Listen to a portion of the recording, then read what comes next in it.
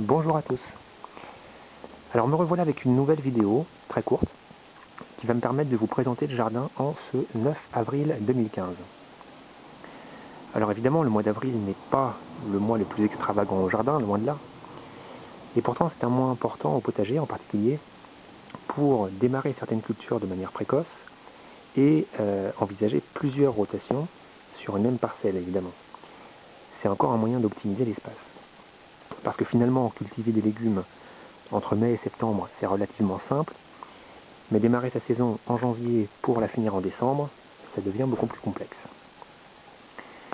Alors déjà, j'ai profité de l'hiver pour faire évoluer certains éléments du jardin. J'y ai ajouté une serre, comme vous le voyez, qui me permet, au-delà de faire pousser des tomates en été, mais surtout de démarrer tôt certains légumes et de faire pousser d'autres légumes en cours d'hiver. J'ai apporté au jardin des bottes de paille pour tester la culture sur bottes, comme décrit dans l'ouvrage de Joël Carsten, qui s'intitule, pour être précis, le jardinage sur bottes de paille. Alors, cette technique de culture telle qu'elle est décrite dans l'ouvrage nécessite beaucoup d'engrais azotés, à peu près 500 grammes par botte, ce qui me semble beaucoup. Et donc je vais tester cet été le remplacement de l'engrais azoté par de l'urine, parce que l'urine contient 5 à 8 grammes d'azote par litre, et je pense que ça peut fonctionner. Je vous donnerai les résultats d'ailleurs dans une prochaine vidéo. J'ai créé également ce petit ado contre le mur qui me permet d'avoir une terre qui se réchauffe assez vite en début de saison et puis d'optimiser l'espace au pied de mon mur. Alors si je fais le point maintenant sur les différentes cultures que nous avons en jardin en ce moment. Vous avez ici des légumes qui ont passé l'hiver au jardin, que j'ai semés pour être précis le 6 octobre dernier, des épinards, des salades et des betteraves. Alors évidemment le 6 octobre c'est très tardif pour semer ou pour repiquer au jardin. Mais cela dit, je voulais tester quelle était la date limite, la date maximale à laquelle on pouvait envisager repiquer ces légumes au jardin avant l'hiver. Et je trouve que les résultats sont plutôt encourageants parce que, vous le voyez, les épinards sont prêts à manger. Et c'est à peu près la même chose pour les salades. Les salades que vous voyez sur la butte ont également passé l'hiver au jardin. Et elles sont prêtes à être mangées. Vous avez sur ces planches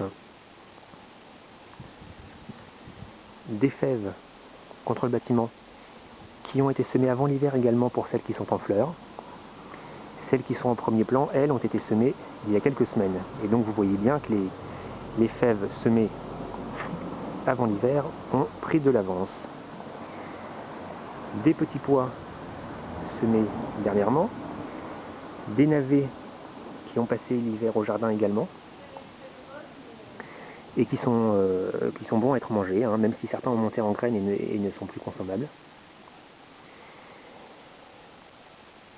Vous avez sur cette planche de culture des épinards, des choux et des petits pois. Alors tous ces légumes ont été semés au printemps, parfois très tôt dans la maison en mini-motte, mais ils n'ont pas passé l'hiver au jardin. Alors après vous avez la serre, où j'ai vraiment démarré de manière très précoce certains légumes. L'intégralité des légumes que vous voyez ici ont été semés le 14 février. Vous y voyez des épinards, des navets, des radis, des petits pois et des carottes. Et je commence à manger les premiers radis et les épinards. J'ai systématiquement recouvert d'un voile de forçage toutes les nuits les légumes de la serre. Vous avez sur cette dernière planche de culture des associations entre choux, salades et des semis de carottes et de panais qui n'ont pas encore levé, donc vous ne les voyez pas. Et les carottes qui sont sur la gauche de l'image, eh bien ce sont des carottes que j'ai semées avant l'hiver également, et qui repartent avec beaucoup de vigueur en ce début de saison. Donc on voit bien l'intérêt là de semer, même tardivement en fin de saison. Ce sont des légumes globalement qui démarrent avec beaucoup d'avance au printemps. Et enfin pour finir, un petit point sur les tomates que j'ai semées très très tôt en saison, et là je crois que j'ai été un petit peu optimiste. J'ai semé en intérieur ces tomates tout début février, Et naturellement aujourd'hui, eh bien, elles sont déjà grandes, elles ont subi 3 rempotages, et les nuits sont encore trop froides pour que je puisse les mettre au jardin. Donc mon objectif maintenant, c'est de réussir à les faire patienter jusque début mai pour les repiquer dans de bonnes conditions. Je ne sais pas si ça va marcher. Voilà. Je vous donne rendez-vous dans une prochaine vidéo que j'essaierai de faire, je pense, cet été. D'ici là, n'hésitez pas à me contacter sur mon mail si vous le souhaitez. Et à bientôt.